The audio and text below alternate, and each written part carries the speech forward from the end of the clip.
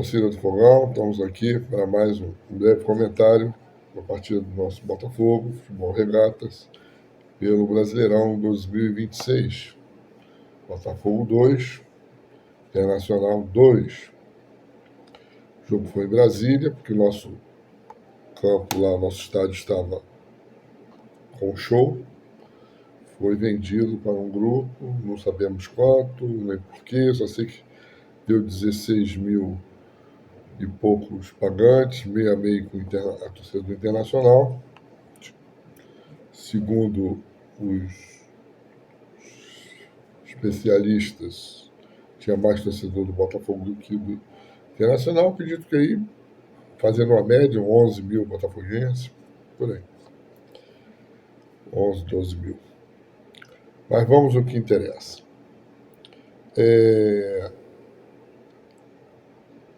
Às vezes dá vontade de parar, fazer comentário, vídeo de canal. Por quê? Não, o lugar do Botafogo, o lugar do Botafogo esse ano é ali, entre os 10 primeiros, chegando no máximo perto do quinto. Devido à desorganização, tudo que está tendo aí e está acontecendo. Mas tem hora que eu não aguento mais a mídia botafoguense, eu não aguento mais. Ela superou, a mídia botafoguense superou a mídia tradicional em bobagem, em negatividade, e dá voz a torcedor que está mais a fim de pichar, de falar mal. Bom, e a gente é obrigado a assistir porque dominaram a mídia, né? Dominaram as informações. Uma coisa eu quero dizer para vocês, que eu tenho certeza do que estou falando, 90% das informações é achismo, tá? É achismo. E muito blá blá blá. O Botafogo não dá essa oportunidade, não dá essa abertura, não existe esses espiões, né? Essas fontes, porque eu tenho minha fonte, é palhaçada isso.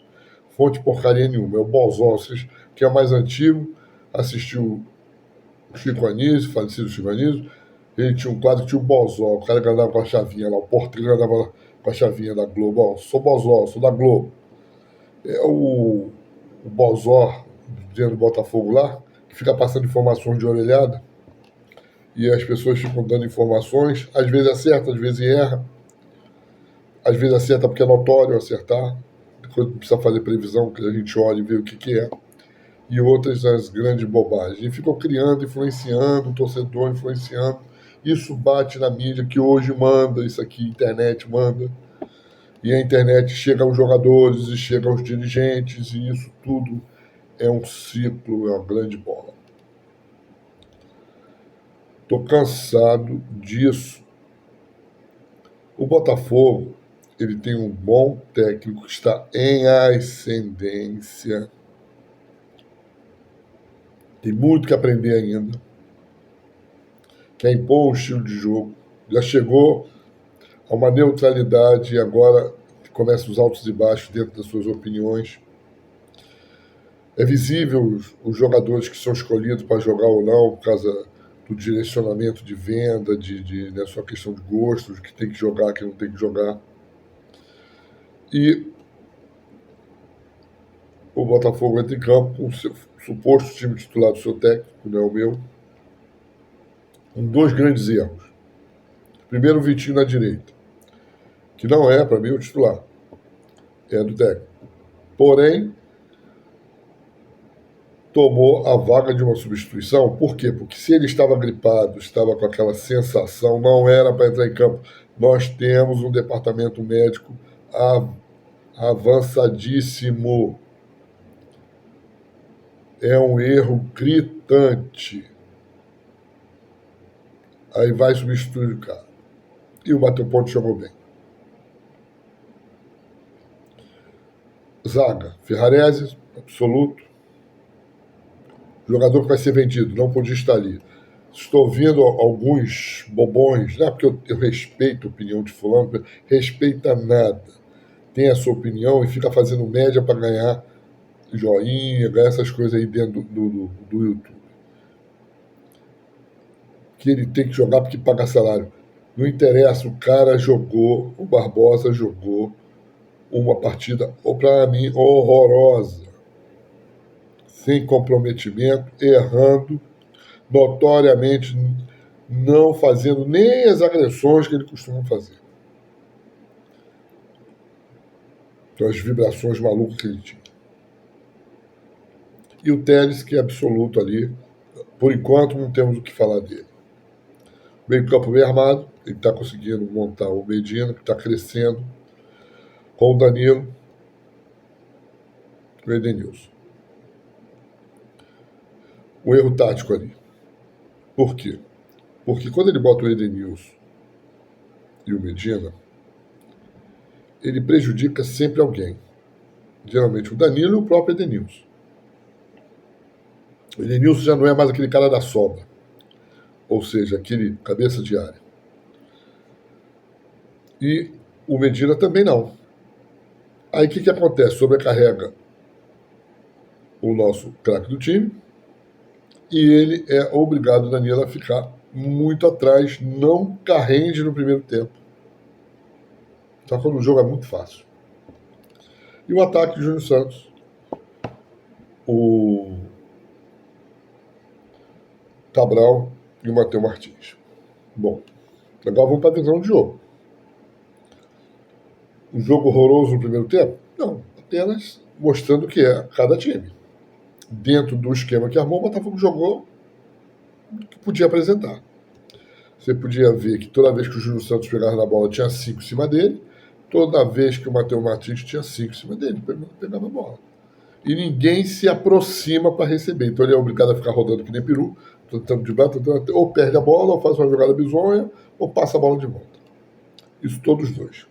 Estão crucificando o Júnior Santos. Nesse esquema, Júnior Santos vai fazer aquelas bizonhices e um gol de vez em quando. Ué, o forte dele é cortar para o meio em velocidade. Ah, ele teve um furo? Teve um furo. Qual jogador que não faz isso? Vi vários. Inclusive vi super craques fazer isso. E não uma vez só não, várias vezes. E o Botafogo e faz um gol. Aí no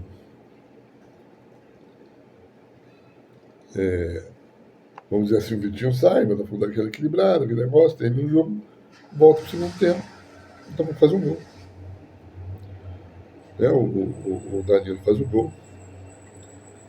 E 2 minutos, 3 minutos, 5 minutos depois, o Botafogo leva um empate. Né? Estão crucificando de novo o goleiro. Olha, eu já estou de saco cheio disso. O Neto não é craque, não é nada. Goleiro errar é normal, falhar também é. Acho que ninguém está vendo Champions, ninguém está vendo campeonato, ninguém está vendo porcaria nenhuma. Né? O gol que ele levou não foi falha. O primeiro gol não foi falha, tem que parar essa palhaçada. Toda vez que ele leva um gol, dizer que é falha. A bola era defensável, diferente. E nas costas do Barbosa. Primeiro, ele nunca teve velocidade para ser o último homem. Segundo, não está com nenhuma vontade de ser um grande guerreiro de novo do Botafogo, porque sabe que vai embora. É outro mercenário que vai embora. O cara pegou, entrou ali e chutou. O goleiro ainda tocou na bola. Era defensável? Sim, mas eu que tenho visto trilhões de jogos de grandes goleiros levando gol igual do Neto, e goleiro de ponta, europeu, brasileiro, africano, seja lá o que for. Tem que parar com essa crucificação em cima do cara. Vai contratar que goleiro está aí no mercado? Qual? Segunda divisão está em mar. Para quê? Para ficar falando a mesma besteira? Pô, tem que parar com isso. Estou enjoado de ver esses caras falando. Eu estou parando de ver a mídia, estou cancelando meu canal do canal desses caras. Estou cansado, vou voltar para a mídia tradicional, que pelo menos eles metem mais no Botafogo, no lado do Botafogo, mas não falam tanta bobagem. Meu Deus do céu. que falha porcaria nenhuma, uma bola defensável, apenas defensável. E onde ele toca na bola ainda, poderia ter tirado, ter a grande defesa pela qual ele tinha feito uma anterior, muito boa. Agora, a culpa do mercenário ninguém fala, porque é proteção. Ainda tem uns babacas aí defendendo que ele tem que jogar porque paga o salário dele, tem que mandar essa porra embora logo. Que nem nos tempos ruins dos 21 anos sem ser campeão, de venda de sede, nós tivemos tanto jogador dando calote no Botafogo. Calote moral.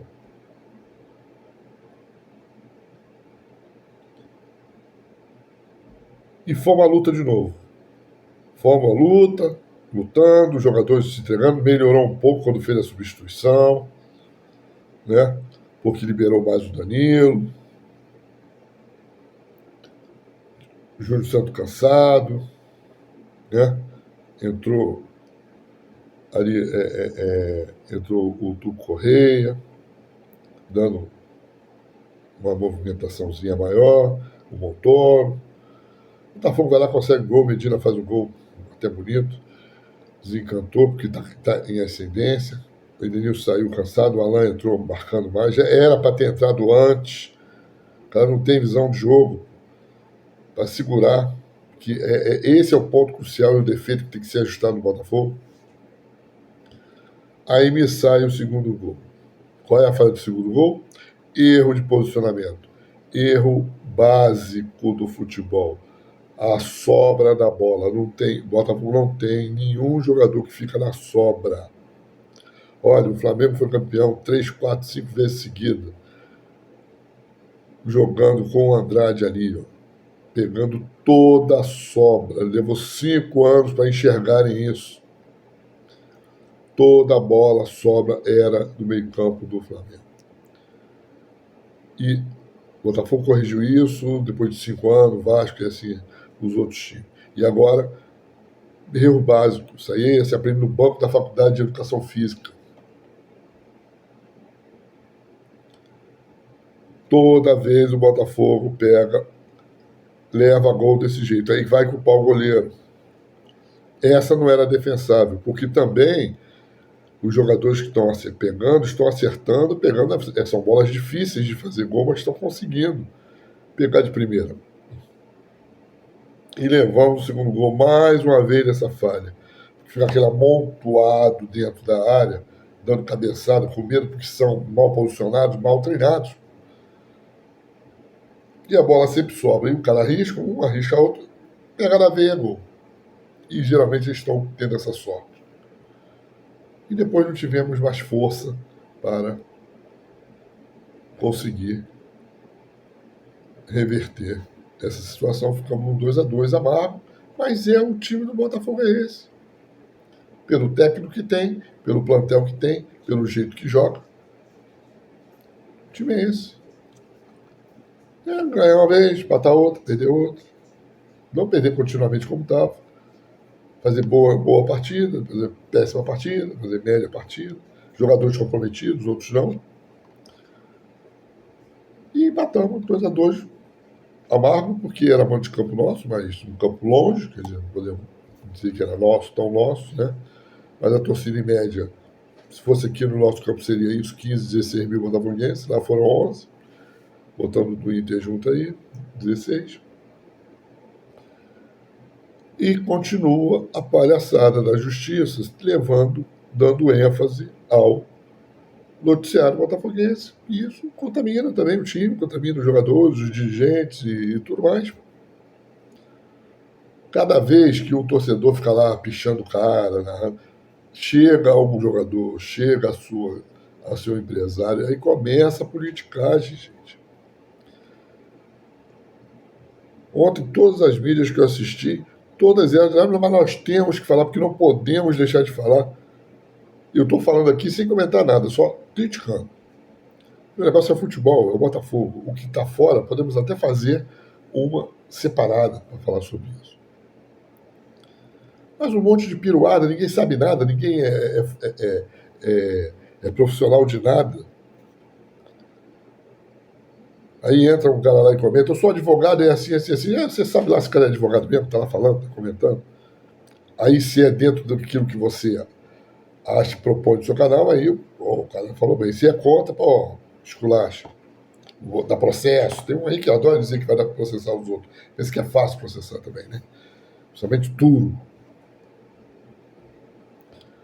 E é o que está acontecendo com o Botafogo. Nós estamos revivendo uma época antiga do desespero do Botafogo, só que com uma torcida diferente. Uma torcida fanática diferente. A fanática do Botafogo era aquela que ficava parada, já fazia um gol, ficava na mesma posição lá do gol. Bicho, hoje não, é a revoltada, é que vai a toda hora. Botafogo, na semifinal do Brasileiro contra o Grêmio, Maracanã, 3-0 o Grêmio. 3 gols do Renato Sá, que depois foi ser jogador do Botafogo. 100 e tantas mil pessoas no Maracanã. Eu estava presente. Acabou o jogo, ó. Aplaudimos. Levamos de 3, mas aplaudimos. Sabe por quê? Que o jogador se esforçou. Ele é funcionário.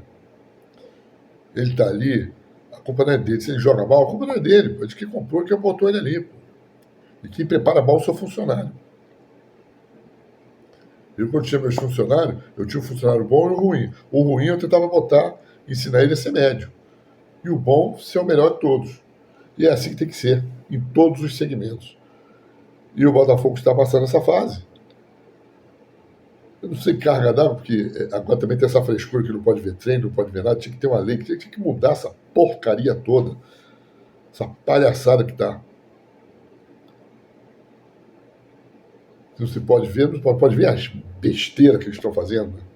Porque o Vidalma não é colocado para jogar. Hoje era jogo para ele. Pô.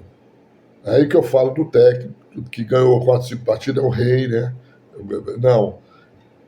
Chegou no neutro, começou a subir e descer a escada. Começou a fazer dentro das suas convicções, porque quando o cara diz eu sou eu, o dono da verdade, acabou o cara. Principalmente num esporte que é coletivo. Que não quer ouvir ninguém, a ideia dele. Sei também o que esses auxiliares fazem. Que ontem era um jogo de um ponta. Estava aberto para isso. Ah, porque o lateral tem que fazer. Se o lateral não está fazendo, alguém tem que entrar para fazer. Se não está fazendo, porque está mal treinado. Ou mal escalado. E amargamos mais um empatezinho com um time fraco. Tem sido saco de pancada de todo mundo aí, o Internacional. Que também não apresentou grandes pressões. As poucas pressões que fez foi culpa nossa, dar espaço para aquilo. O time não estava compacto dessa vez. Ainda teve uma besteira que eu vi. Não, porque ele faz isso para deixar o Danilo livre. Não, o time tem que estar compacto. Quando se juntou um pouquinho, o Danilo apareceu.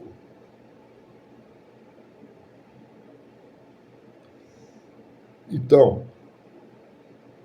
tem hora que dá vontade de parar por causa desses caras. A gente não para pelo amor que a gente tem ao clube, ao Botafogo. Ao Botafogo, tá? Ao clube. Nem ao jogador, nem ao dirigente, nem ao técnico, não é nada. Ao clube, à história.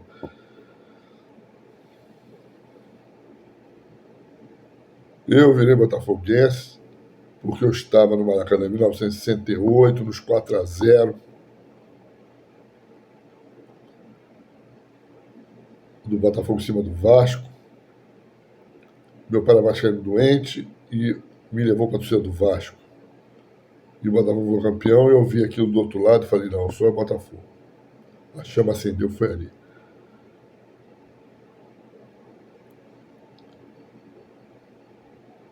Isso somos nós, a chama acende. Somos Botafogo. E tem que parar dessa mídia infeliz, miserável, jornalista que se diz botafoguense, sabe nada. Fica aí ensinando táticazinha, falando, acho palhaçada, historinha. Historinha. Vai conversar com quem viveu a época. E é o que está acontecendo, influenciando direta e indiretamente o nosso time. Ah, Paulo, você falou, professor, que muito pouco do jogo. tem que falar, porque o jogo se baseou nesse pouco que eu falei. O restante é mídia. O restante é bobagem. Que influencia demais. Influencia demais. Tá bom, gente? Isso é um breve comentário, um desabafo e tudo. Vamos esperar aí o próximo jogo. Nem vi na tabela qual é. E o que acontece. E, como dizia o grandíssimo João Saldanha, até a próxima.